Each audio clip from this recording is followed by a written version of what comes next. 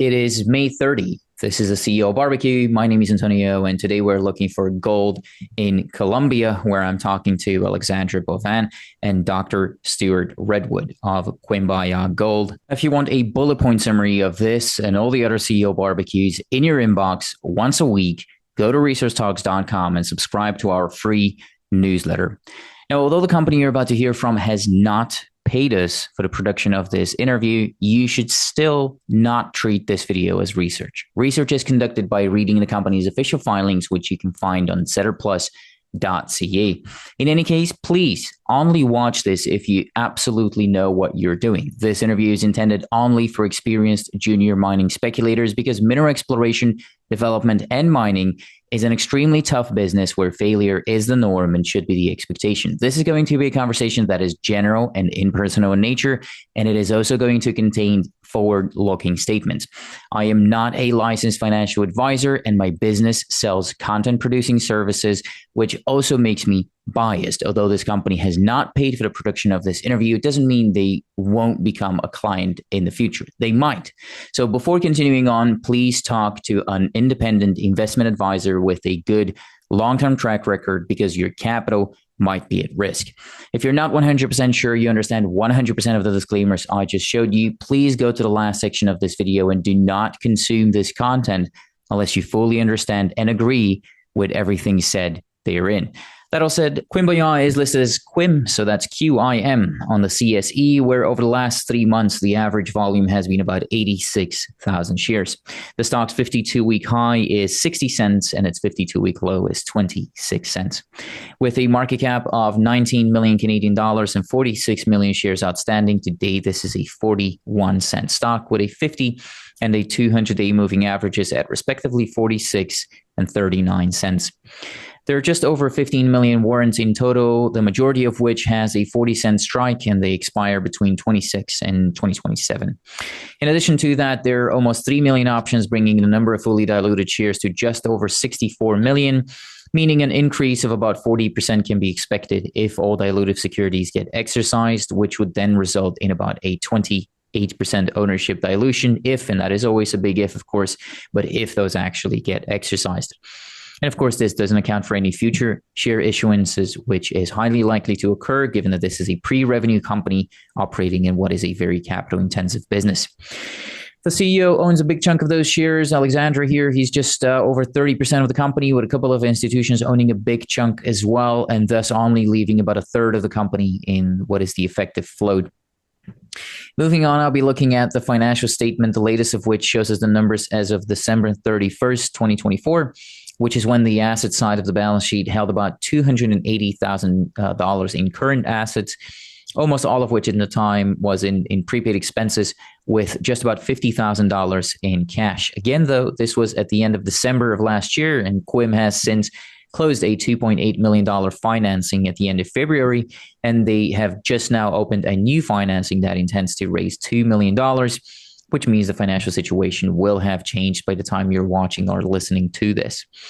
Now back to the December balance sheet, though, there was no long-term debt on it, so the liability side of the balance sheet is comprised of only current liabilities for a total of $865,000, mostly in property purchase obligations and account payables, as well as a small portion of a convertible loan. Moving on to the P&L for the fiscal 2024, Quim recorded just under $3 million in expenses, although a good chunk of that, let's call it $500,000, was a non-cash expense. It was in the form of share-based payments. And there's also about $800,000 that was recorded as exploration expenditures, which means that the out-of-pocket administrative spend sat at about $1.6 million for the fiscal 2024, which is an average of 140,000 Canadian dollars a month. More specifically, 42% of that money was spent on consulting and professional fees, and another 46% was spent on marketing, travel, and investor relations combined, with various smaller expenses making up the rest of the cost. As to the exploration and evaluation expense, it is note 4 that provides the breakdown, and if I'm reading it correctly, for the entirety of 2024, Quim recorded just under $800,000 as expenditures. Again, for the year, early stage exploration stuff, again, they weren't drilling, they're drilling now. We'll talk about that later on, but all the spend has been and is currently going on the Tahami project, where geological work accounted for about 47% of the spent In 2024, labor for about 26% and consulting for about 15%, with again various smaller expenses making up the rest. In total, the out-of-pocket expense for the exploration and administration combined was just under $2.5 million, with only about 32% of the money going toward exploration and 68% toward administration. Again, whether that will change this year or not is something I hope to be able to discuss later on in the conversation. However, for viewers and listeners, you should stay on the safe side yourself and go look at the financials on setterplus.ca. Understanding the financial profile might vary from quarter to quarter because, again, this is an exploration company. That all said, enough accounting, at least for the next couple of hours, because, again, we're going to Colombia and specifically Antioquia and more specifically the Segovia district where Aris Mining has its projects. The flagship asset for Quimbaya here is, as I alluded to earlier, is called the Hami. It's about 17,000 hectares of concessions where artisanal miners are currently operating today. So actually, this is hopefully an update on how that works and whether it could be a challenge later on as well. They've now lined up a 4,000-meter drill program for 2025. We're targeting a mesothermal/orogenic vein system, structurally controlled and associated with high strain zones and brittle ductile deformation, which is, if I had to translate it to my 75 IQ brain here, it means that they're after gold and gold in veins that are in place during deep crustal faulting. So there's I'm happy that we have Dr. Redwood here with us to talk about that later on. Interestingly, too, they didn't do any geophysics or trenches or channels, as far as I understand it, although they did do some rock chip samples and some stream sediments, which guided their decisions. But again, hopefully more on drill targeting later on. And as you can see in here, in general, there's loads to discuss here today, which means it's time for me to finally shut up and Alexandre give you the word and Dr. Redwood as well. Thank you both for sitting down with me today.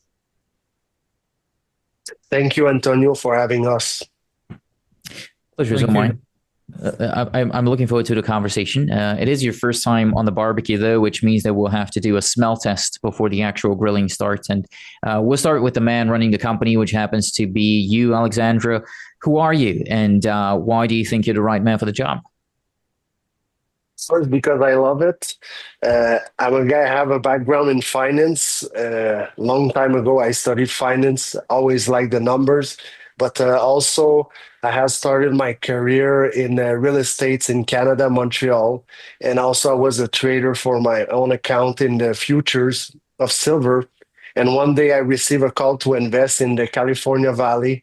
As we know today, Soto Norte, Aris Mining. At that time, it was Ventana Gold, Calvista Gold, Galway Resources. And honestly, I did invest because of the people that they were involved, and it went very good for me. That was my first taste in the junior market, and I really liked it. After that, I did travel in Colombia a lot. I felt in love with the country and with the people here. And also as a French Canadian, definitively it helped me to speak Spanish very fast because it's so close. And also, I have seen a big gap between the difference of the culture. It means the Latino culture, the Colombian culture, the foreign people. And I saw an opportunity here to, if I can fill the gap and make sure everybody can communicate well and understand each other, there is a lot of value to create in this country. And also for the foreign shareholders, because the majority of the exploration program are, let's say, financed by the foreign people. So that's my background. And I have traveled, I have seen a lot of projects in my life, and not like Dr. Stewart for sure. And I really love Colombia, and I feel that the potential, it's very huge here. I have seen a lot of opportunity starting from zero and going over $1 billion. So that's why I'm here. I'm here to create value, and most of it, I love what I do. So you speak Spanish now. I suppose that comes in handy as well. And I also do see that in your presentation, you see that you have over 10 years of experience in Colombian mining and corporate finance as a whole. Does any of that include participating in the sale of an asset, or what's that experience mostly based in? First of all, I was a passive investor, so I cannot say that I was the guy who was doing the deals. Second of all, I came here in Colombia and I will say that I made a lot of mistakes, and that's why I believe I become at least a little good at what I'm doing. It was not an easy path, and I was not perfect, and not at all. So I started by buying an asset in south of Bolivar privately with a company, and it really went bad. I mean, I didn't have experience, and also I mean, to bring it public, and also it was in 2013 bear market.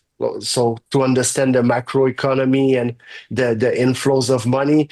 After that, I bought an asset, a mine in production, and I tried to put it public.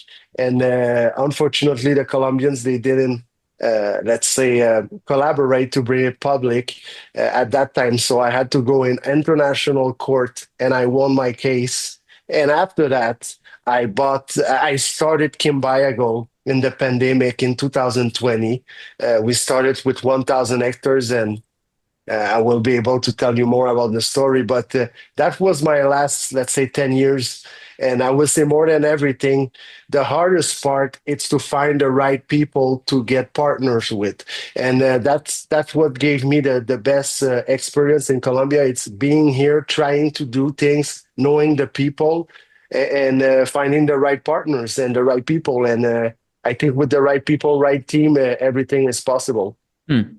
So you were an investor for 10 years, and then you were like, oh, this is not hard enough. I want something harder. So now I'm going to go and run a company actually. Yeah, exactly. What about your technical team? Have they worked with and made money for shareholders in similar geological settings before? I suppose this is also where Dr. Redwood comes in, but talk to me more about your technical team. Yeah, we are very blessed in Quimbaya. At the beginning, I was with a guy named Ernesto Cardenas. He's the owner of Sigmin. So he's one of the best guy in Colombia to manage the title and claim application and licenses, all this type of work in the business. On the other side, we have our VP exploration that name Ricardo Sierra.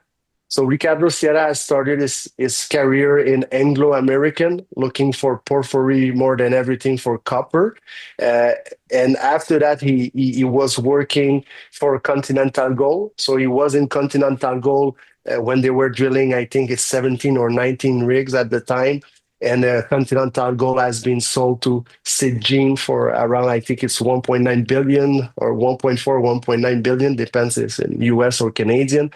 And finally, after that, he has worked for Collective at the beginning, and also Antioquia Gold, and now he's with Quimbaya Gold.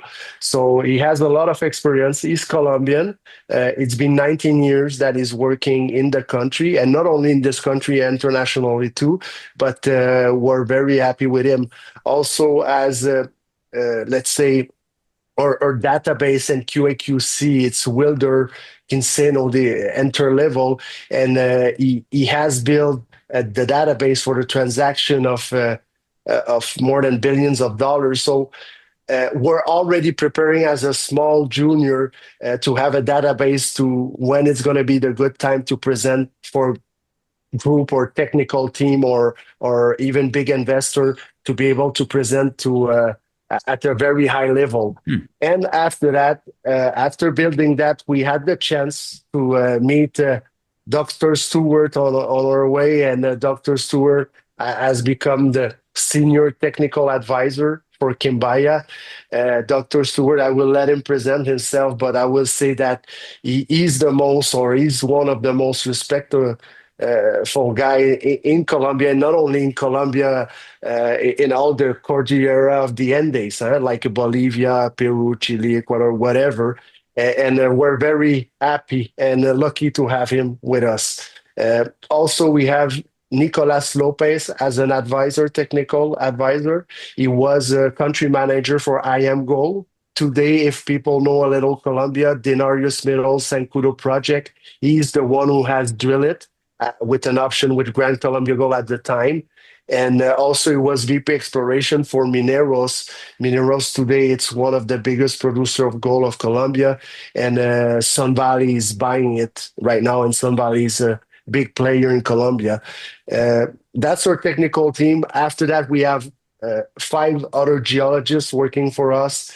Some has worked with the collective before, Continental. Some has worked with Anico Eagle. So we have a very good quality team. And if you let myself, maybe we can introduce Dr. Stewart about his experience on the technical side and in Colombia. Yeah, yeah, Dr. Redwood, you can talk to me about your background. And again, what I'm focusing on here, what I'm really looking for here is shareholder value creation. What was your background? Have you participated in any sale of any assets or discoveries? And yeah, talk to me about yourself. Yeah, good morning or good evening. I've got more than 40 years experience as an exploration geologist in all around the world, but with my focus on Latin America. I originally started off in Bolivia doing my PhD research there on the Coricollo gold mine. So I followed that through the development and the whole history of the Coricollo gold mine, contributed to that through research. I've worked for majors and juniors. I've been a consultant for the last 20 years now. Discoveries that I've been involved in, I identified the opportunity for San Cristobal in Bolivia, the silver zinc discovery. I identified the potential of that, which later went to Andean silver. I ran the drill out of Antamina in Peru, which is the world's largest copper zinc skarn deposit. That was for inmet mining. I set up Gold Quest, which discovered the Romero deposit in Dominican Republic and the Las Animas deposit. In Colombia, I've been involved in Colombia for 25 years now, initially for Anglo Gold. Made an entry in about 2000, but security situation was still not very good then, so that didn't last. But that was their first steps into Colombia, and then led to the regional programs that discovered Colosa and Quebradona and so on. And then when things got safer in Colombia, I was basically on the first flight. I was involved mainly in Marmato with Colombia Goldfields. I was VP Exploration for Colombia Goldfields. That we then merged with Medoro, Gran Colombia, and I was a consultant to them all through the exploration of that, the discovery of the Marmato Deeps zone, which is now being developed as an underground mine by Aris. And then on the exploration for Segovia itself with Gran Colombia, and the building up of the resources and reserves and the deep drilling there. So it's in a nutshell, I've got many years of experience in Colombia and Central America, Caribbean, Latin America in general. Do you guys reside in country, or do you have any executives or anyone from your senior team residing in Colombia full time? Yes, I will say that me as the CEO, I'm not residing full time in Colombia, but I'm 4 to 6 months a year. Our VP exploration is there. My partner, shareholders, and let's say VP administration in Colombia is living in Colombia, in Medellin full time. So our team are all Colombians. And Dr. Stewart, he's not living in Colombia, but I'm sure he's traveling here often with for reviewing some project and from some contract. But I will say that the majority of our team is all in Colombia. Only your CFO and me, we are. Our CFO is in Canada. Me, I will say that I'm traveling all the time for the business. It's a crazy world, being a CEO, dealing with the investor, the exploration, the operation, the acquisition. But I love it, and it's the time for me to do it. And that's where people are based. That's why I said that you didn't like, it was not hard enough for you before you wanted to make it harder. I don't quite understand how CEOs do everything and still manage to look like they get at least a half a day of sleep. But you're, Alexandre, you're now noted at holding over 30% of the company. How did you get those shares? Is that founder shares or open market and financing? But how did that work? How did you come to be a 30% shareholder? So there is a mix. First of all, founder shares, And after that, on the way to make sure that the public, they can understand the capital structure. So we started at the beginning with founder shares. After that, we made a little raise at 10 cents. After that, we made a little raise at 25 cents. And I have participated in all these private rounds.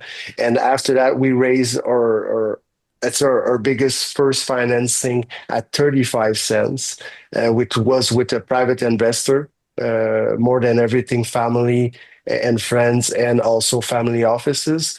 And after that, on the way from the beginning of I have participated in the private placement at 45 and at 50. And so, when you start a company like Quimbaya, it's a pre-discovery opportunity. And in Colombia, it was very hard to raise money. So I will say that for the first 3 years, I have worked quasi for free. I mean, I'm not saying for free because I believe in the share. So I have done shares for that, for my salary, every financing, and also I have put some of my personal money. So that's how I got all my shares, and also making acquisition. And there was a company named Remendes Corp. It was another company on the side that I was building with my partner Ernesto, that was not aligned at all with Quimbaya vision. And when the new government arrived in Colombia, first time left, it created a big opportunity window. Everybody was scared. There was no money to get in. Only the big guys were able to take their own money to invest in Colombia and taking the best opportunity. And me, by investing personally in kind of the software of Ernesto, we have seen a lot of space for us. So when that went so good, I said, let's take it over with Quimbaya. So basically the portfolio of Tahami, Segovia, and Maitamac, our second portfolio, I will say around 50,000 hectares, has come from Remendes. And I was part of this before. So that's how I get all my shares. And I will say that I'm very happy to have this amount of shares in Quimbaya, because I think we have a great future for us coming. What do you think the average cost has come to be after all the transactions and everything that's happened in between? What's the average cost of those shares that you hold? Yeah, I don't have the exact number, but I will say it should be around 15 cents. 15. Okay, good. Yeah. I did see a red line in your SEDI filings from late last year where you sold about $220,000 of shares. How come? Do you plan to be selling more in 2025, or how do you look at your position right now? Yeah. So if you're talking about the city, I sold some shares in December. Yep. It was a cross. So there was a private placement at 30 cents with a full warrant at 40. I got some groups that they call me that they would like to have free paper. So I did organize selling my shares at 30 cents. They got the shares, I got the money, and I reparticipated in the private placement 100%. And I received the full warrant at 40 cents for 2 years. So for me, it was a very good deal. I'm not looking to sell my shares. I think we are very fortunate. For the investor point of view, and me as a CEO, by putting every financing more money and transferring part of my salary in shares, I think at 17, 19 million, like you said, I believe it's a very good number for me to keep buying even. So I'm not planning to sell my shares at all for this year. Yeah. Thanks for that explanation. I appreciate you putting it into words. Staying on the topic of insider incentives here, do you or any of your colleagues personally own a royalty on any of these projects? No. So the vendors that we have bought the assets, some of the portfolio has royalties, but no one related to our company has royalties. So we have some of the assets. I would say 5 titles with no, sorry, 6, 7 titles with royalties, between 2 and 3%, with option to buy back. Who owns those royalties? Like I think Anglo American is in there, but yeah, talk to me more about that. Yeah, so Anglo American, one of the title has a royalty. After that, I would say there is 3, let's say, personal business owners, sellers. So we bought 7 titles, sorry, in Segovia, and from 3 particular sellers, and they got royalties on their assets. So we have made payments. We will finalize some payments. I can go in more details that we're missing, and the only things that we will have after, let's say, I will say the next month, it will be only royalties still pending, but all payments will be done. The Anglo Gold involvement here, that's interesting to me, because they're not just some random streamer or royalty holder looking for mailbox money. Essentially, they're an operating company, right? So what's that relationship there? What's in the paperwork there? Maybe like, do they have a ROFR or something, or could they use that NSR as a lever later down the road to, I don't know, if anyone wants to engage in a transaction with you, or how do you see their involvement here?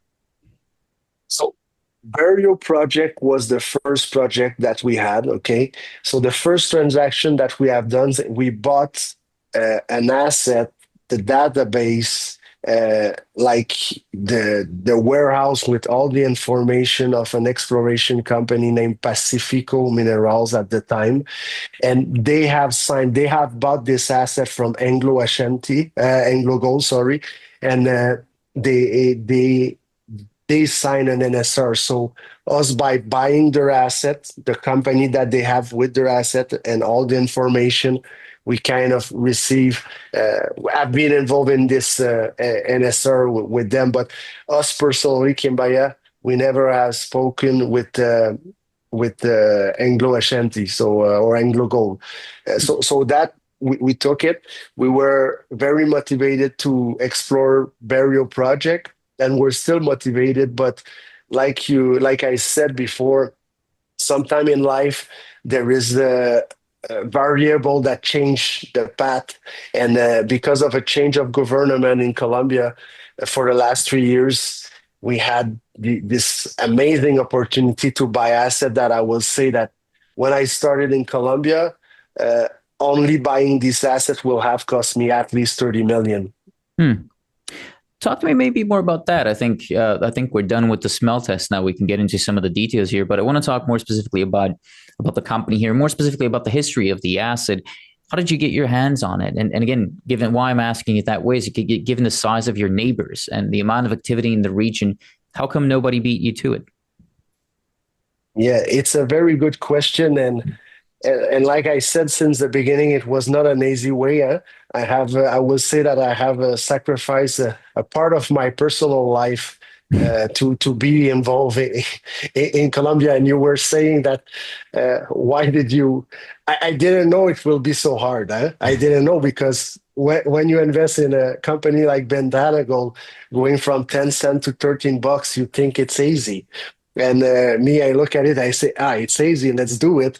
And it was a nightmare. I will say it was very hard. But when you don't stop, you learn, you don't repeat the same mistake. You surround yourself with the right people that they have way more experience than you. Example, now with Dr. Stewart, way more intelligent and way more experience than me. So I'm learning, and it's helping a lot. That said, so first of all, with burial project acquisition with Pacifico, we list the company. That's an easy part that I think everybody's understanding. We did the geophysics, some geochemistry, and at one point looking to raise money, and new election in Colombia, hard to raise money, everybody's scared, etc. So I had to go convince my, let's say, founders, shareholders, and I would say like the private investors from the beginning, believe in me, believe in our company, believe in our people. That window, because Colombia has been 200 years right, even if you bring a government left for 3, 4 years, it's such in the mentality of the Colombians to be right. I will say that I got a feeling that it will come back. And that said, there was just no money. If we look at Colombia over the last 3 years, we don't see new IPO, new reverse takeover. Nobody. We are the only one who was, let's say, active as a new group of people. And a pre-discovery deal. Nobody was able to raise money. The only one that they were able to raise money were the big guys. When I'm telling about the big guys, like Aris Mining made a deal. Of course, Aris with Collective doing an amazing job. And so Frank Justra getting in Liberal Copper, but even Liberal Copper was not able to raise money. They were selling their stock on the on the market to finance them. So it was a hard time. That said, with my partner Ernesto and other people, we had the chance to be very well connected in Colombia with the right people, and we started to buy assets from vendors. Uh, Not necessarily did they want to sell, but to maintain title and asset in Colombia, you have to invest. And people that they think you're buying an asset and you're getting rich doing nothing, it's not that game in the exploration work sector. So we have done that. So first of all, negotiating good price for some asset. And second of all, we have a software that we can claim. So if somebody loses title for any reason, uh, we can claim the fastest of Colombia. So we have built an amazing portfolio like that. It's application. So there is a difference between application and title.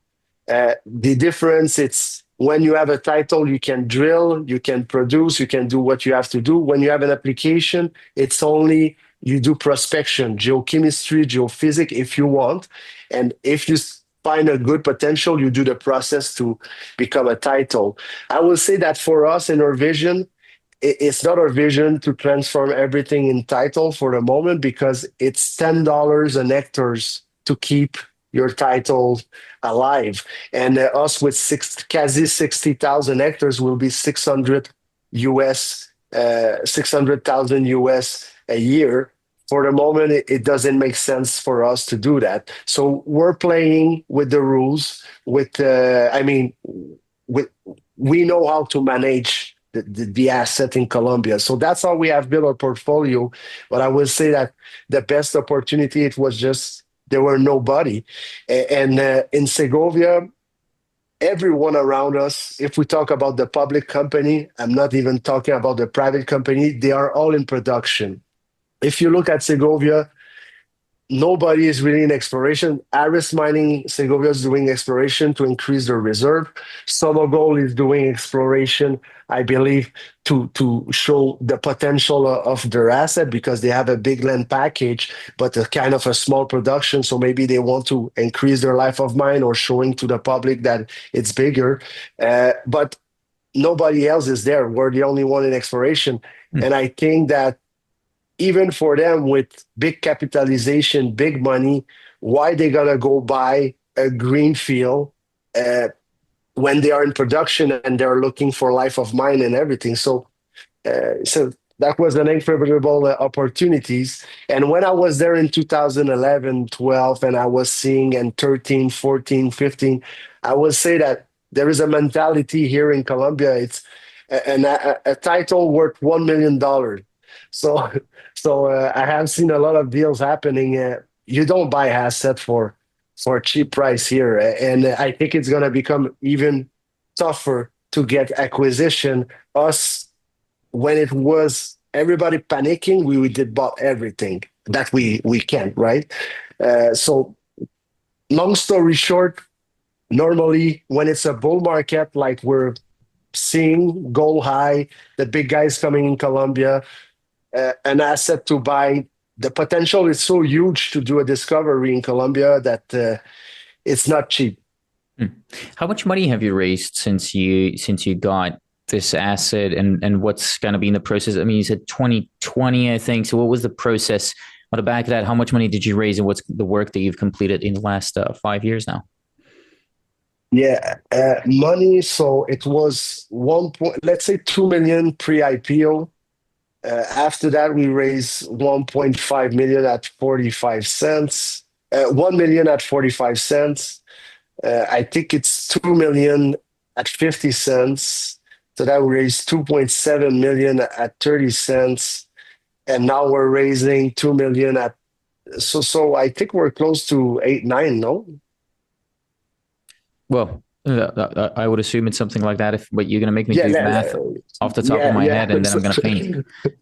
Yeah, so I would say so 3.5 plus 5.5 plus 2.7. Yes. So yeah, we're at 7, 8 million without the financing coming.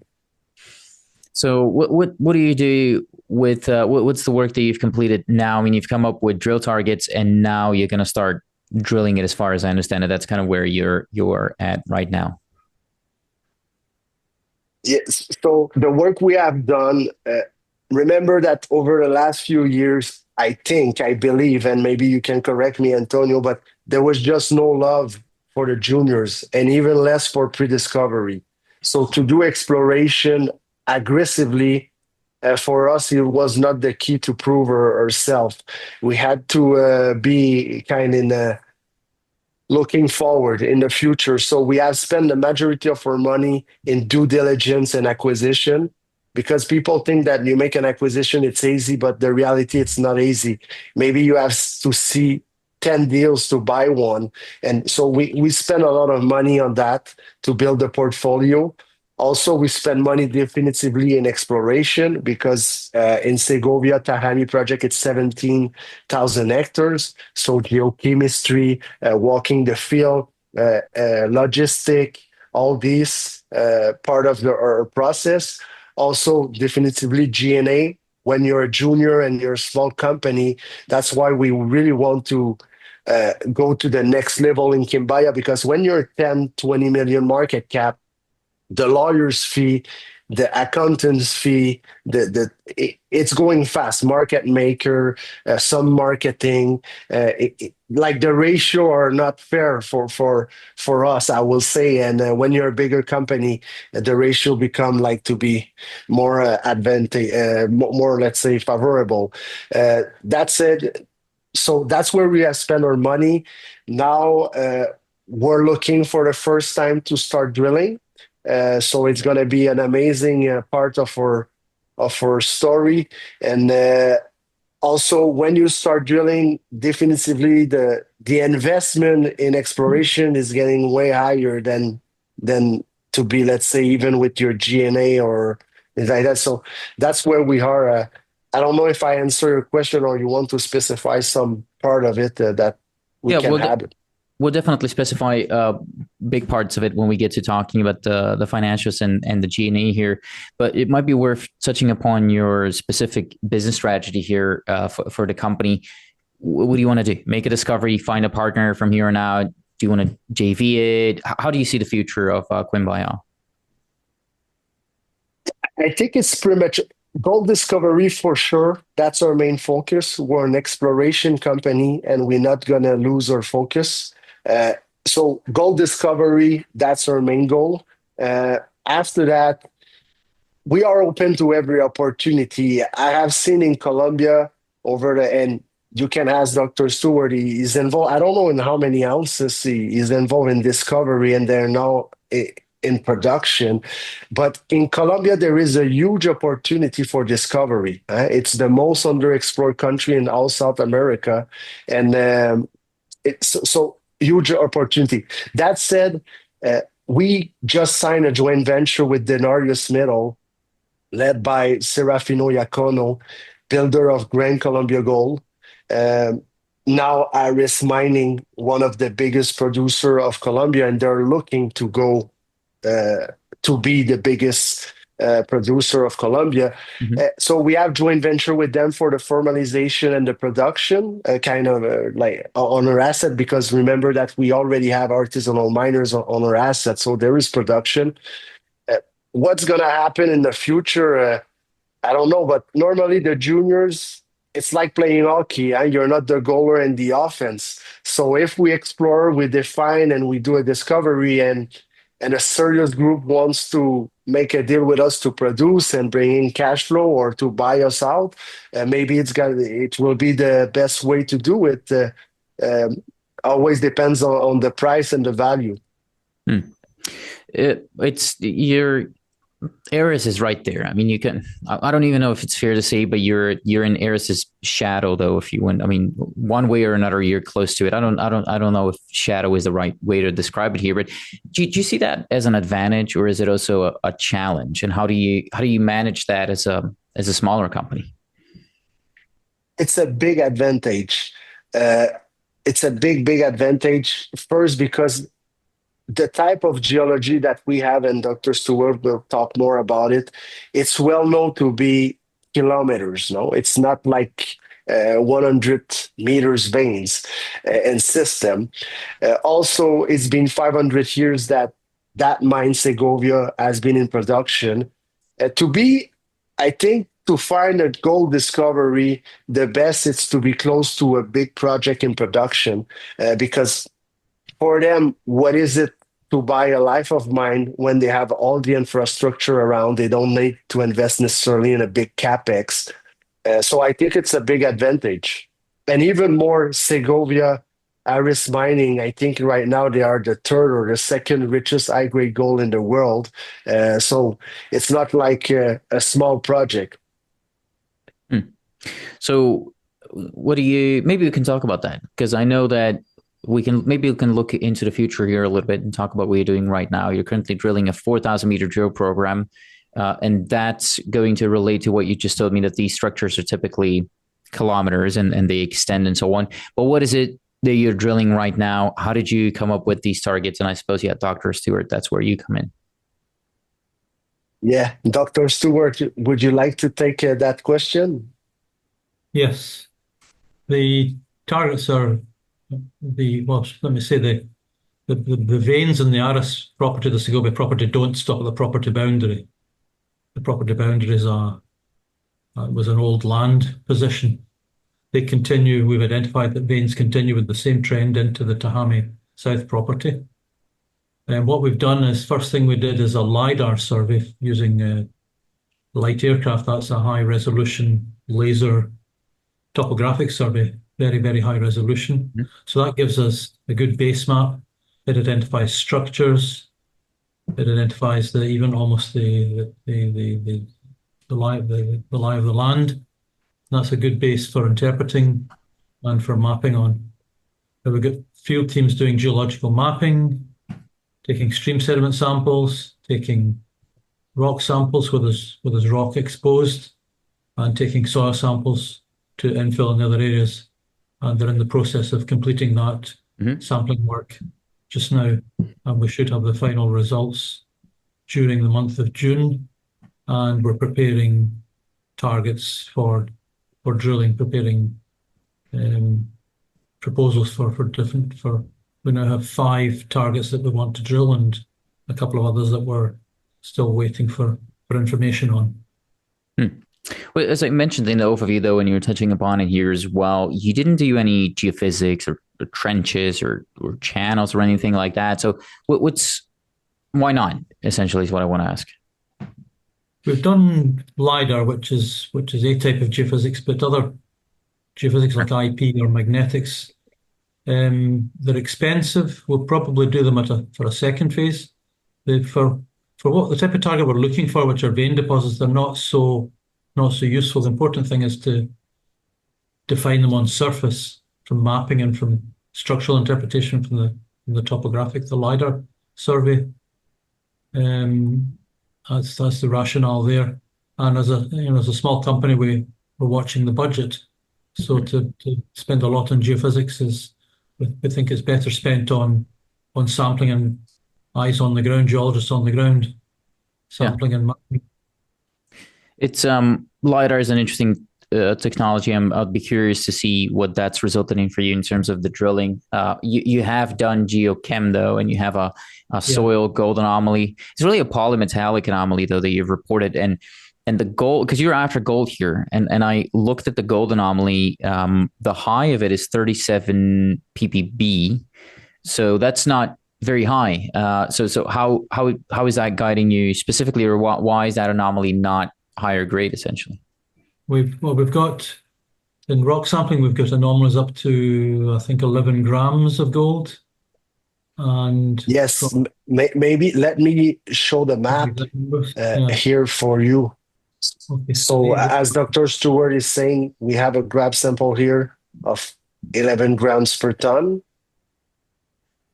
Also here, 1 grams per ton, 1.37 grams per ton of gold, 20 grams per ton of silver.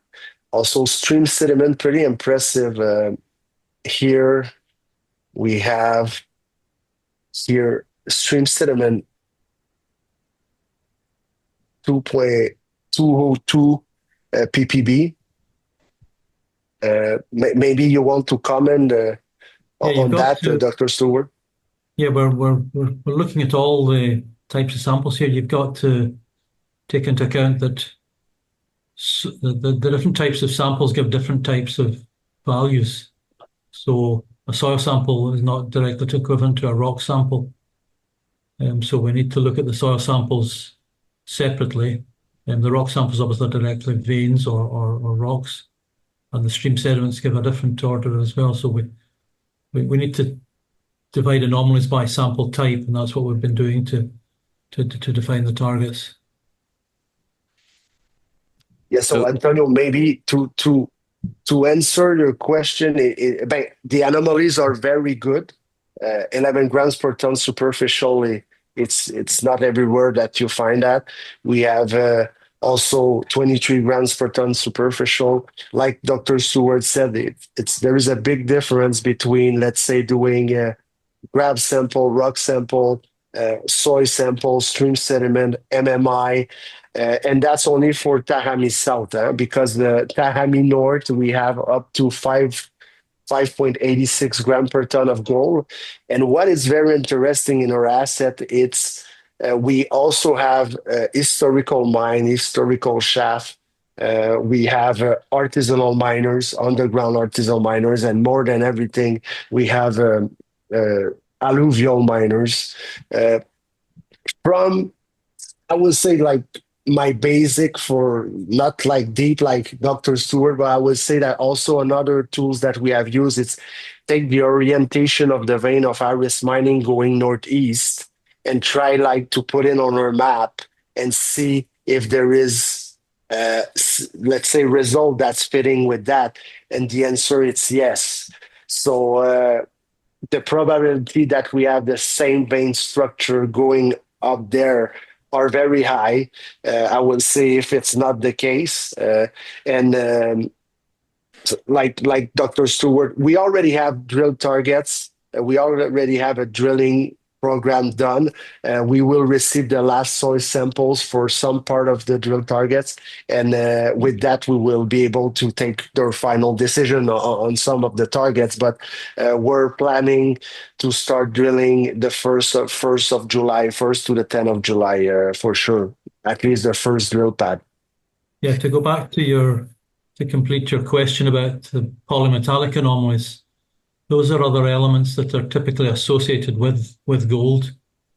Things like antimony, arsenic, lead and zinc, and silver, some molybdenum, some tungsten, and those are typical of the types of anomalies that are associated with the veins in the Segovia deposit. The veins are not just, they don't produce other metals. I think they produce a little lead zinc concentrate now, but the gold doesn't occur by itself, just gold only. It's associated with various other minerals, and that gives you the polymetallic anomalies. So they tend to be higher levels, and it gives us additional elements to define targets. If we have gold plus other polymetallic anomalies, it gives us a better anomaly, a better definition of a target, a drill target. To go back and answer your question there. Yeah. Well, so essentially, and I'm trying to kind of translate a little bit of what you said here to my non-geologist brain, but your structural model here is essentially just a continuation from Aris's stuff, or do you have, or is there a possibility that you have independent structural vectors for your ground alone? Well, we've mapped the structures on the property, and we're comparing them with the known structures on the Aris property, and we're getting the same trends, and we think we can match some of the structures, which is important, to some of the known veins. And then the main other tool is the use of geochemistry. That's the key to defining. This is just to step back a bit. This area is pretty much unknown. There's no, for example, there's a road on one side of it, but there are no roads or trails even on it. And it's jungle covered. So this is really generative exploration. It's the first time probably geologists have walked over the ground. It's not like there's roads all over it. So this is new generative exploration work, and I'm excited. It's coming up with good anomalies and good structures, and it's coming up with the results that we're hoping for. How's the topography there, or just the overall, well, topography and overall accessibility of the package? How do you get there? How do you get your drill rig there? Yeah, I was there yesterday for a site visit. And so topography, like Dr. Stewart, on the side of the titles, you have road, you have a creek also with our artisanal miners. So it's jungle more in the middle, let's say, and very wide, more than everything is jungle. So we have road to surround our asset, but to go in, it's by walking or bulldozer or whatever. But us, let's say 3 of the 4 pads that I know, we will go by ski. With the winch and by ski, and we're gonna put it there, do the platform. And one of the target we're looking at, it's gonna be by transportation with an helicopter. It will be more affordable to go in helicopter than to do like the trend with the way with the bulldozer. So that's where it's not so complicated. I mean, I will say that to arrive and put at least the first drill pad, it's a one day job. It's not. Well, let's maybe talk about what you want to see from this drill program. I suppose both of you. It'd be interesting to get 2 different takes from 2 different perspectives, essentially. And what would you consider success in this drill program, Dr. Redwood? Let's maybe start with you. What's the unanswered question here, and what would you consider success? Success will be identifying veins in drill holes with gold mineralization. We won't get a resource at this stage. We're doing plans to do lots of shallow holes, but if you like, proof of concept is the objective to identify veins in drilling with gold values. And I should say there's not much outcrop on the property, so it's not like the veins are marching across the hillside. They're not well exposed. So as I say, for me the objective of the proof of the success will be identifying veins. Then in a phase 2 drill program, where we've identified veins with values, we will then go back and do additional drilling around those to start to define the size of it. What about you, Alexandre? What would you consider success from this drill program? I think I cannot give a better answer than Dr. Stewart, but let's say if we look at, for sure, a great success will be able to say and to confirm that we have the same type of vein structure of Aris, so it makes sense that it's the continuity, so it can prove the potential. But on the business side, I would say that people are waiting for us for a long time that we start drilling. And when you start a company and you build a company, it's not so easy. So before we had another technical team, and now it's Ricardo Sierra with Dr. Stewart, and like we had to redo some work and like uh, let's say having a best view of the project to make sure we don't drill for nothing, because the worst thing is to miss the drilling campaign. But I think that step will prove to the market and the investor that we're a serious company and we will explore a lot. And if we have success, even more, because over the last few years, it was a building company, like acquisition, acquisition, acquisition. But why they are not exploring? After that, we went to get the best talent of Colombia. We went to partner with Independence Drilling, the biggest drilling company by shares. After that, we joint venture with Denarius Middle that they know by heart, Segovia. They have built Grand Colombia Gold, sold it to Aris Mining. So I think that step of drilling maybe will open eyes to some investor, and even more if we have success. But I think it's a big step for Quimbaya to show, okay, they were not just talking, they are doing it.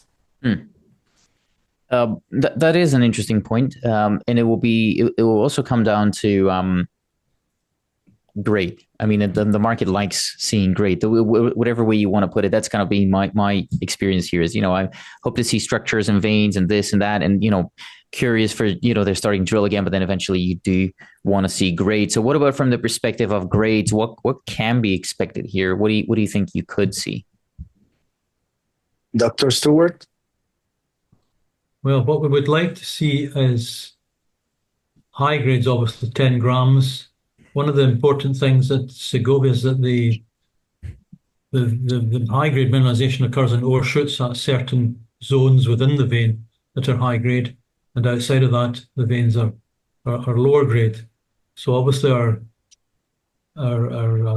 ideal, our goal will be to find an ore shoot within one of the veins, not just find quartz veins, but find, say, 10 gram values within that or higher. That would be very good success in my criteria. What about on the other end of that? Oh, go ahead, Alexandre. Me, like, I think also like Dr. Stewart, and I'm looking at the numbers of Aris Mining Segovia, and their average measure and indicated resources are at 16.1 grams per ton. Their reserve are a little higher than 10 grams per ton. And if I'm looking at the, let's say, last drilling campaign in the area from Aris and Somogol, Aris has up to 800 grams per ton in a drill result. Somogol 397 grams per ton. But like Dr. Stewart, I think if we have an average of 10 grams per ton, it will be a big success. What about on the other end of that spectrum? I mean, I'm always told that if I'm going to be failing, I should be failing fast. What's a fail fast drill program look like for you, and how do you respond to it? What's something that you would see in here and be like, okay, we need to do something else and we need to move on? Dr. Stewart? A fail fast would be not to find any veins, I guess. Yeah, but I don't think that will be the outcome. We're finding good evidence on surface for that. What about in terms of size later down the road? What's your exploration target here in terms of tonnage and grade? I mean, you talked to me about grade already, but if your geological dreams come true, how big could this thing get?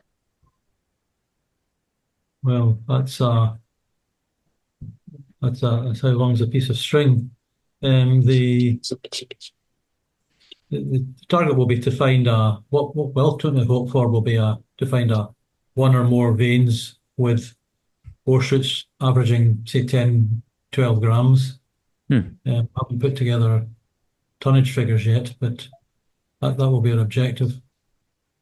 What do you think is worthwhile here in this setting? Looking at the neighbors and what you have, what will be kind of the cutoff in terms of size for this to ever become a mine?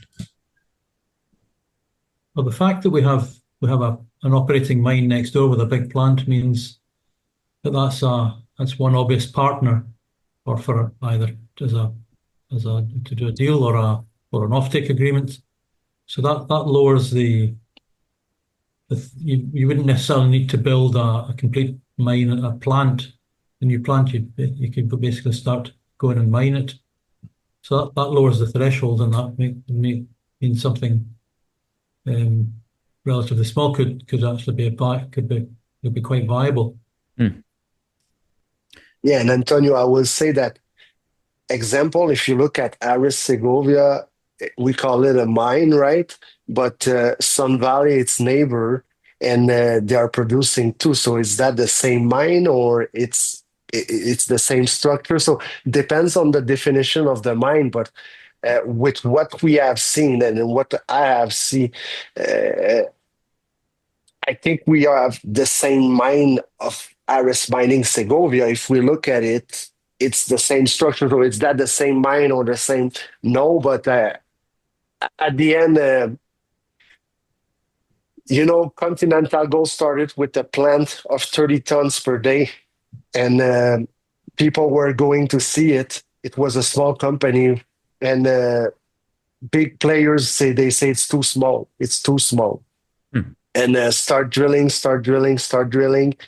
and Zijin bought them for 1.9 billion, and now it's the biggest or one of the biggest production in Colombia. Look at collective mining, starting from nothing, and now it's a 1.2 billion market cap. I think they're looking for 10 million ounces. Dr. Stewart has participated of building ounces in Marmato. It's a 10 million plus ounces. I remember Galway Resources, neighbor to Bentana Gold got bought out at 1.3 billion, but Galway Resources was 200 hectares and they got bought out at 205 million, if I'm not wrong. Calvista Gold was 60 hectares, 400,000 ounces at 5 grams per ton. They got bought out at 88 million. That said, I believe that at 19 million market cap, it's a joke. That's what I believe. And I will say something. If it was not a joke, Serafino Iacono will never invest in that company. We'll talk about as well, by the way, about that financing that you've just done. That's what you're referring to here. Have you spoken to Aris already about potential stuff in the future, or is it way too early to get into that kind of stuff? Way too early. I mean, Colombia, it's a small country. It's a small world, the mining space. I would say that technical team, everybody tried to help each other in a way. And Dr. Stewart was involved for 14 years, if I'm not wrong, with Grand Colombia Gold. So he knows very well Segovia project. But that's it. We didn't have any conversation for the moment. We know that they are drilling every year to expand their resources. We know that they just did a mill expansion, so they want to grow their production. We also know that they have been blocked, at least a part of it, in Soto Norte. We know that they have a vision to become 500,000 ounces with Marmato, Segovia, Soto Norte, and even more. So I think, like you're saying, it's too early, pre-discovery. Maybe if we start drilling and we hit something interesting, maybe that will make sense for them to call us. That is interesting. I suppose we can, and that's something we can talk about in a future episode once we talk about, if we sit down again to talk about some of the assay results. Which reminds me, when do you think you're going to have the first assay results coming from this program? I think, to be conservative, I would say September, after everybody coming back from vacation. So September, it's our vision. So do you want to batch the results, or I suppose it's not going to be everything all at once, but hole by hole or batching? Me, I'm open. Will depends on the team. You, Dr. Stewart, any comments on that? Probably hole by hole. Yeah. Oh, hole by hole. Interesting. We'll start drilling in July. By the time the hole's completed, and then the assays come in, that'll be, as you say, through to August or early September, for the start of assays. Okay. Yeah. When do you think is the right time to do some met work? I assume too early for it right now, of course, because there's nothing to do met work on. But when do you think you're going to be doing metallurgy? Me, I will let Dr. Stewart. Yeah, please go ahead, Dr. Stewart. Yeah, the time to do that would be after the first drilling program, based on the results of that as part of planning for the second program. Well, why I'm asking that or bringing it up already, even though there's no drilling yet, is nugget effect. I mean, nugget effect has been a challenge for Aris. Is that something that you can get in front of already, or how do you manage that? Would it be a risk for you? How do you think about metallurgy and the nugget effect here? Yeah, nugget effect's not such a problem for metallurgy, more for calculating resources. How do you deal with very high grade samples that are out of the population of the rest of the samples? The values are real, but you have to not over influence in doing your reserve. What I've seen in Segovia is that the high grades are usually visible gold or free gold, so you'd be able to get that by gravity circuits. So likely would be I expect the same type of mineralization. So it'd likely be a combination of gravity to pull out the high grade gold, the free gold, and then flotation to get a sulfide concentrate with gold, the finer gold. That's what I would expect. But the time to do that would be to take stock of things after the first drill program when we've got results and we've drilled a number of targets. That makes sense. What about your neighbors, Aris, or anyone else in the region that you know of that's having issues with arsenic or mercury, refractory gold, or anything like that? Is that a thing in that part of Colombia? It's not an issue in this part of Colombia that I'm. No, it's not an issue. No. Okay. The issue with mercury comes from the use by artisanal miners for recovering gold. It's not that it's in the ore. And it's illegal, but small miners still use mercury for recovering gold from their concentrates. That's a different issue.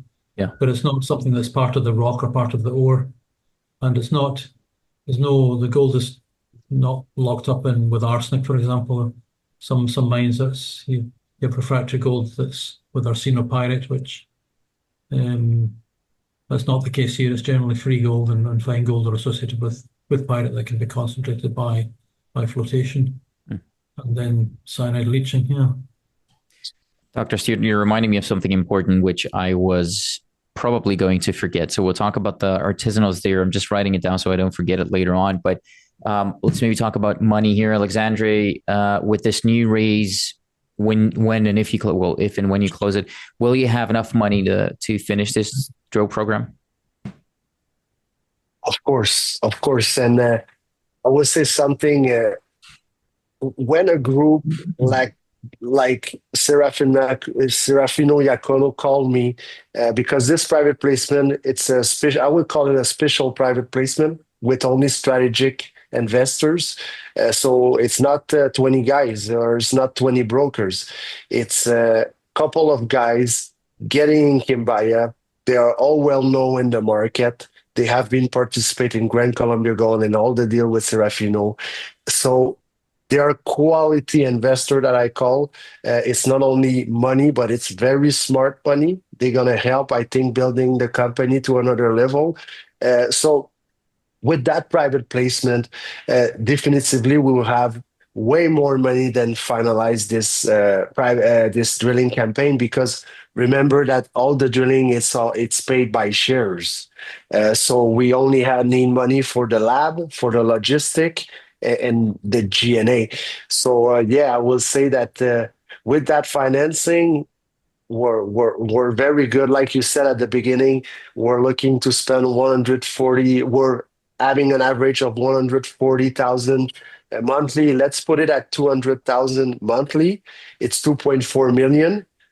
So it's a year. Let's say the 2 million plus, and the drilling it's paid by shares. So that can give us a kind of idea.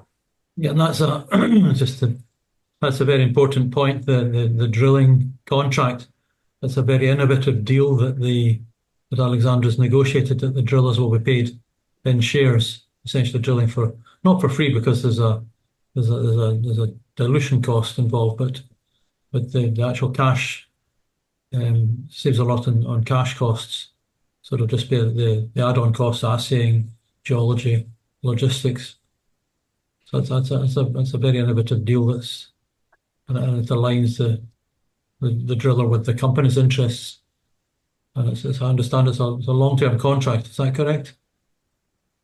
Yes, it's a 5-year contract Future program. for Yeah.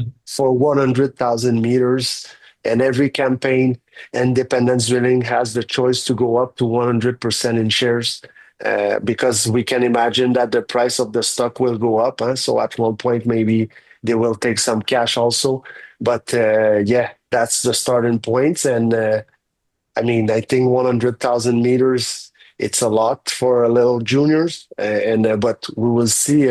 We're looking to apply the same strategy as the one who they have big success. And I think if we hit the structure and we have confidence on the geology, we will definitively accelerate the drilling. I think it's gonna be way bigger numbers than 4,000 meters. Tell me more about the strategic decision behind paying service providers with shares here, though. Isn't that a little bit like communicating to the market that you think your shares are worth less than cash in that situation, or how does that work for you? First of all, if you raise cash with brokers and everything, you have to give a commission, right? Just there, we're saving maybe 6%, 8%, depends, and you have the lawyer's fee and everything. So that's one thing. Second, I believe in the people. I have seen a lot of good projects in my life that they never went through because of the people. And I would say that Independence Drilling, it's not only a drilling company, it's a certified business in Colombia that has been involved in many projects for the last 40 years. And for me, that's worth way more than only a drilling company or paying by shares. So this group, they are there to help us also to grow. They believe Quimbaya can become way bigger than what it is. So that's the first thing why they want shares. But second, they want to build with us on the way up. And if for any reason we sell that project one day, I'm pretty sure they will be partner with us or with our team, continue with another project for the future. So it's a long-term relation, confidence, work all together, and they are helping also not only by drilling but with their knowledge of the country, their knowledge in the culture, their knowledge, their network. So it's worth way more than only drilling. Let's go back to that financing here for a second before I forget about that too. But talk to me a little bit more about this financing that's now open. It's a non-broken deal again. You call it a strategic, but it's also got a discount to the market price. It's also got a 3-year full warrant to it. So how come? Yeah, I would say that I believe when you want to motivate people, they need to have let's say a part of the company, and they need to be motivated. So that deal, the stock, it's at 40 cents. So it's not a big discount, I will say, for the quality of the type of investor that they call me, and they are at the table. So I think at 35 cents, it's a fair price for sure. As a CEO, as the biggest shareholder of Quimbaya, I would like to see it higher. But the market is the market, and if people sell and they bring the stock down or they bring the stock up, it influences private placement prices. That said, and the full warrant, I believe that these guys, what I know, they are way richer than to put $2 million in a company. They are not guys that they put $2 million in a company. When they get in, they are looking to put way more. So I felt that giving them a full warrant at 60 cents, it's an incentive for them to create value for the company, helping us and having another position in the future. And if you look at the 35 and the 60 cents, the average, if they exercise all their warrant, will be 47.5 cents, if I'm not wrong. And that's a very good private placement in our position right now. And the other thing, I'm pretty sure that they are not sellers, right? I don't think these guys, they are looking to double their money and sell their shares. They don't have this, let's say, uh, they didn't do that before, so they don't have this reputation. That for me worth way more than having a private placement at 45 cents and everybody's coming back on the market or selling because they have warrants and at 55 cents. So that's kind of a strategy, but that's my point of view on that. Well, but with the Dr. number, Stewart, you want to say something? Sorry, sure, go Antonio. ahead. No, go ahead. No, just to make a point that you want, as you say, you want long-term strategic investors. Yeah, you don't want someone that's just going to make a quick sale. Yeah. Yeah, But, I agree. but you Antonio, don't, sorry. so you don't think that there's going to be, what I'm looking out for here is warrant clippers. Like I have a bit of a personal quarrel against warrants in Canada because there's a whole bunch of warrant clipping going on.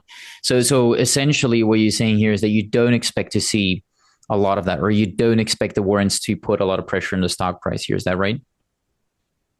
That's very right. And I will say that, and I can share it with you if I do the work, but I will say the majority of the warrant, if it's not 80%, they are in good hands. It means part of it, it's me, because the cross that I did at 30 cents, I received a full warrant at 40 cents. So Serafino and his group, they're going to have warrants. I have warrants. Insider has warrants. Independence Drilling has warrants. So I will say that the flippers, I will say that I don't even think it's 20% of the warrant outstanding. Yeah. So where does that put you in terms of timeline on those warrants? It's 2026, 2027. And then these warrants now are 3 years, so that'll be 2028. So there's gonna be unlocking warrants essentially every year from now on. Yes, and also I will tell you something, Antonio. I believe we never know in life. There is a lot of surprises.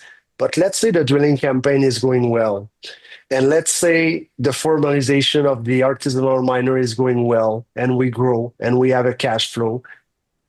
I think if we tell Quimbaya business to our partners that, trust me, they have money. They are not guys that they need a paycheck.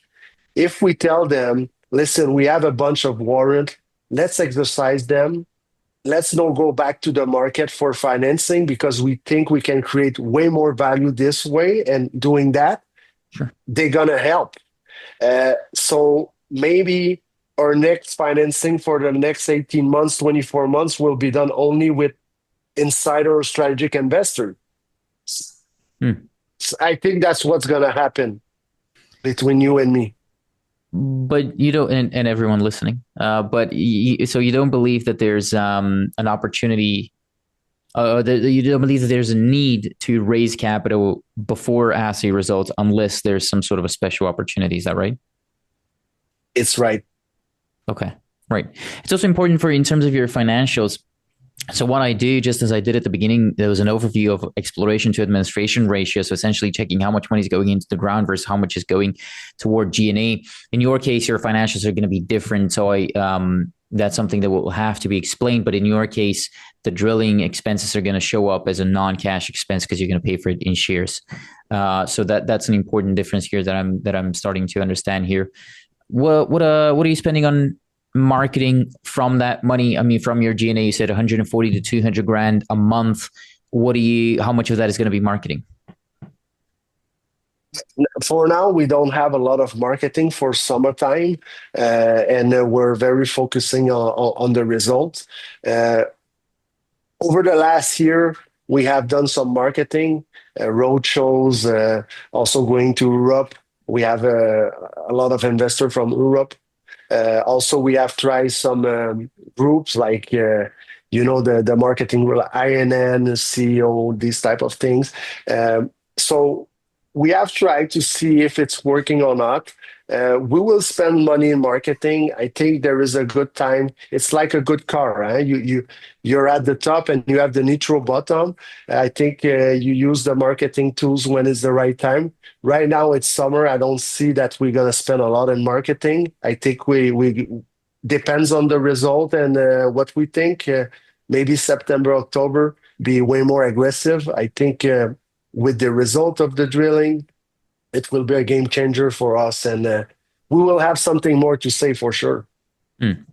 That's exactly what I'm asking about, how much you're going to be spending and what you're going to be spending it on, because looking at your share price from the beginning of 2024 to the end of the year, essentially, it didn't really go anywhere significantly, although there was a significant marketing spend there. So is there something different that you can do in your marketing, or how do you see your marketing changing now that you're going to be drilling in order to see that reflected in the valuation of the company?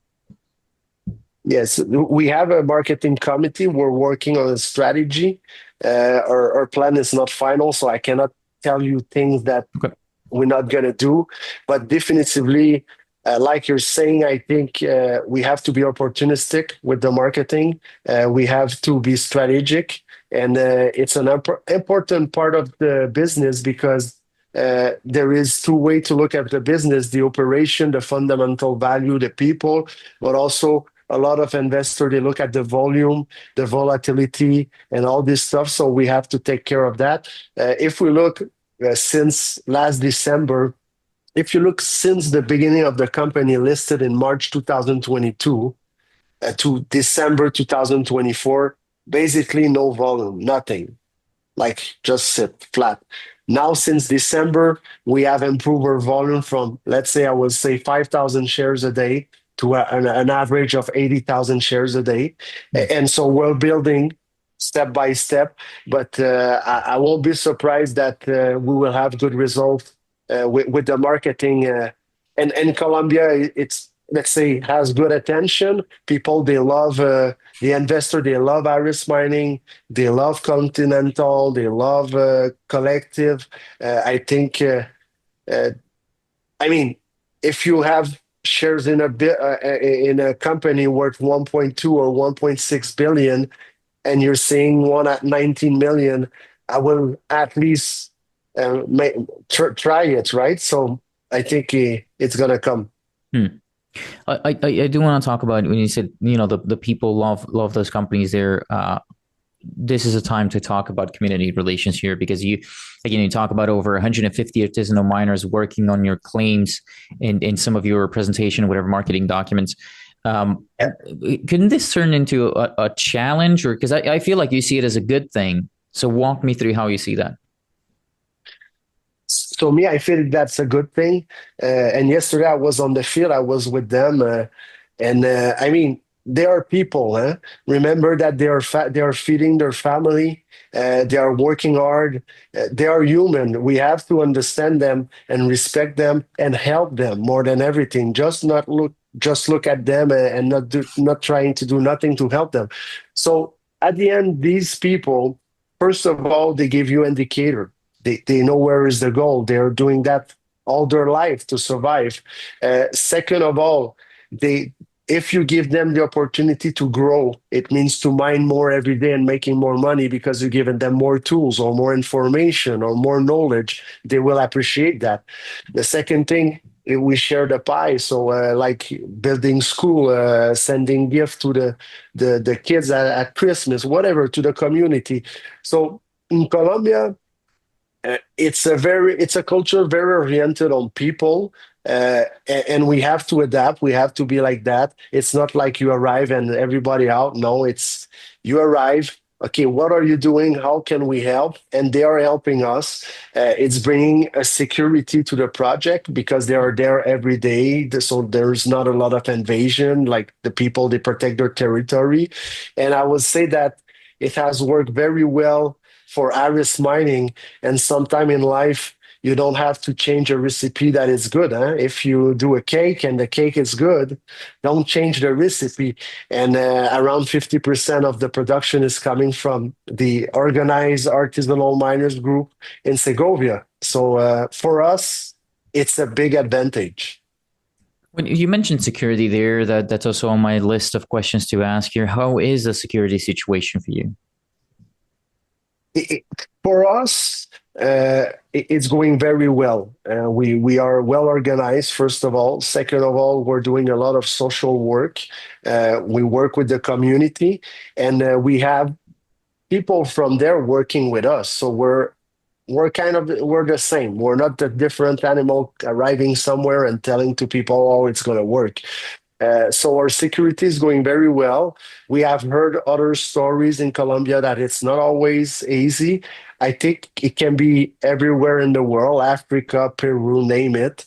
You have to have a system and collaborate with the people. But in our case, the security is going very well. Okay. Let's just to a point that you made there about the artisanal miners helping with that as well. Any additional permits that you need here for future drilling, or what do you? I assume you're permitted for this drill program, but what other permits do you need to keep working? For exploration, you have a title.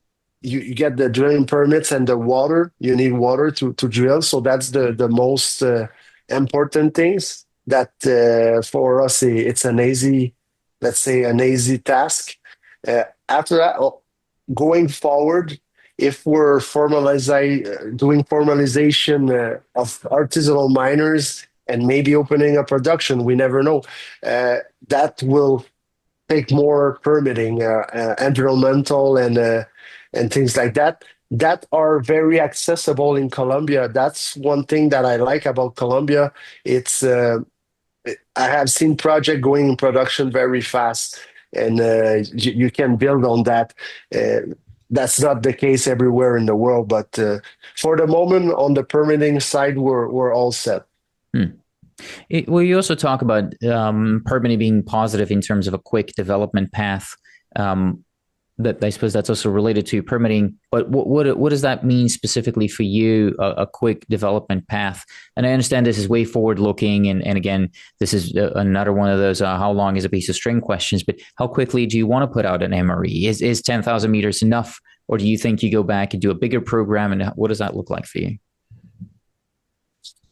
For sure, that will be a question with their technical team. But if I'm looking at a lot of big project for the first 2-3 years, they're not doing a calculation of resources. They just drill, baby drill, and if it's there, it's there. Huh? You don't stop drilling, and so I don't know exactly when we're gonna do the next step of calculation, and that will be a strategic decision. And definitively, Dr. Stewart will help us with that. On the other side, on the production side, remember that we're already working on a strategy within Aris Metal to start formalizing of artisanal miner. Means that we're not going to be the producer, but we're going to buy the product and we're going to commercialize it and we're going to have a cash flow. I don't have any idea of the numbers, but what I can tell, I have seen a lot of little operator, moms and pop shop, let's say, doing 1,000, 2,000, 3,000, 5,000 ounces yearly, very fast when the veins and the structure is there. I believe that can be something very affordable for us. Also thinking that Aris Mining is looking to do 300,000 ounces yearly. If we have the same vein structure, it can go very fast to do 5,000. And 5,000 ounces at 3,000, the price of the ounce is 15 million US sales. If we do, at least my goal would be to being able to pay all the G&A marketing with the cash flow. So 100% of the money is going all in the ground. That's a very interesting situation. When do you think you're going to know more about that? I mean, you don't know specifically anything about the numbers. Again, very forward looking in early days, but when are you going to know more about that? I have a little idea, but I think we will know more in August and September. I'm working right now with Serafino, building the plan. Also, we need to sign a definitive agreement. So we're on that right now. I think we're gonna have a clear picture in September. Okay. Yeah. Well, it seems like September is going to be a good month for you and I, or the three of us, to sit down again and have another conversation. I think this has been a good introduction. I think I've been through most of my questions here. Also going through the presentation that you have, I think we've covered a good deal of it. What am I forgetting to ask you, though? What did you come here hoping to talk about that I failed to bring up? On my side, I think it's pretty clear. You, Dr. Stewart? I think we've covered all the important points. Yes. Nothing's ever without risk, though. And so, what keeps you up at night? What do you think is the biggest risk to the company right now? And I'll ask both of you to answer that question. Dr. Stewart, let's start with you. What keeps you up at night? The biggest risk would be negative drilling results if we didn't find significant veins or significant grades. And that's something we can only tell by drilling. Alexandre, what about yourself? What keeps you up at night? Yeah, I agree with Dr. Stewart. That's our biggest risk. On the other side, it's not like we are a 200 million market cap company. So I think if we drill and we don't have the result that we're thinking, I think we have a plan B. I think there is a possibility to get back up very fast. So I would say that that's our biggest risk. That's what I'm seeing. Also, we're looking for the election next year in Colombia. Remember that we had a window with a left government and uncertainty. And I will tell you something, it went very good with this government in Colombia for mining. It didn't went bad at all. So maybe for the perception of the foreign countries, back to right government will give us another push also. But if it's going back left, and that can be a risk also, but I don't think so. We don't see it. That might be an interview in and of itself. I've been thinking of doing kind of a jurisdiction deep dive on Colombia and maybe inviting a couple of you guys, maybe Ari and yourself, and something that might be a good idea for a future podcast. But I really do appreciate your time. Thank you so much for sitting down with me today. Thank you, Antonio, for having us, and thank you, Dr. Stewart, to being with us also. Thank you, Antonio. Thank you for inviting us. Yeah, it's been good to talk. And as always, thanks to everyone for watching Resource Talks. I have a couple of more things to say, though. The fact that this company was interviewed here today does not mean that they're necessarily a good or a bad company. I'm not here to endorse nor attack anyone. I am simply here to ask some questions. If you find that I have failed in asking a question that you would have liked to hear an answer to, which will happen as I'm not an experienced interviewer, please let me know, and I will try to correct that mistake in a future interview. As mentioned at the beginning, please understand that mineral exploration and development is an extremely risky business. Losing money is the norm and should be the expectation. This is a very complex sector, and the performance of individual companies typically depends on many different moving particles, including company-specific factors like geology, financing ability, and many others, really, as well as particles that are outside of the company's control, like geopolitics, macroeconomics, commodity prices, and many more, most of which are nearly impossible to fully understand. Moreover, these companies that typically get interviewed on Resource Talks are in the pre-revenue stage, which means they rely on the public markets for the financing of their operations, which could result in shareholder dilution. Furthermore, as a general rule of thumb, you'll be better off understanding that all company communications online, albeit this interview or their website and their presentation and their social media accounts, or even the social media accounts which you thought were your friends and then told you about a stock, everything really that these companies do is intended as marketing. And although I do not make buy or sell recommendations because there is a clear conflict of interest given the nature of my business, many out there do. And you should be aware of that inherent bias, and you should be careful out there. That bias is not always going to be clearly disclosed with everyone out there. So it is safer for you anytime you're watching any type of company-specific content to approach it with a dose of skepticism and assume that the party telling you about it is biased in at least some shape or form, because there will always be a bias Again, albeit clear or not. So always ask yourself what the incentive of your counterparty is and never rely on them regardless of their incentives, but instead double check if what they're saying is true, again, by using setterplus.ca. The fact that I have no idea what I'm doing should already be clear to you at this point. I am not saying this to make jokes or laugh with myself. I just simply do not have a long enough track record of consistent investment profits. So I should, under no circumstances, be considered an authority on anything. Again, although this may sound amusing to you, believe me, it is not amusing and it is not intended as a joke. I'm simply pointing out a fact and warning you not to rely on anything I do or say. Unfortunately, at least to my understanding, nobody out there has any special abilities. The CEOs do not possess any superior knowledge, and they cannot know about what will go up, what will go down, or what will go in circles. Some people even believe that to be rule number one on Wall Street. Nobody really knows. None of us know whether any of the company's activities will result in a success, again, given that we're talking about high-risk activities where most of the times it ends in failure. Also, unfortunately, try as I may, I won't always catch all red flags or all challenges with the companies. So even if I did ask a few tough questions in here, don't rely on this being all of the tough questions. Again, these are complicated startups with many moving parts, and I am conflicted given the nature of this business. Therefore, I cannot guarantee the quality of anything presented in this video, and you cannot hold me responsible for any losses or damages stemming from the way you decide to use this interview. Viewers, listeners, and readers acknowledge and agree that the information presented herein did not constitute a solicitation or an offer to buy or sell any security or investment or to participate in any trading strategy.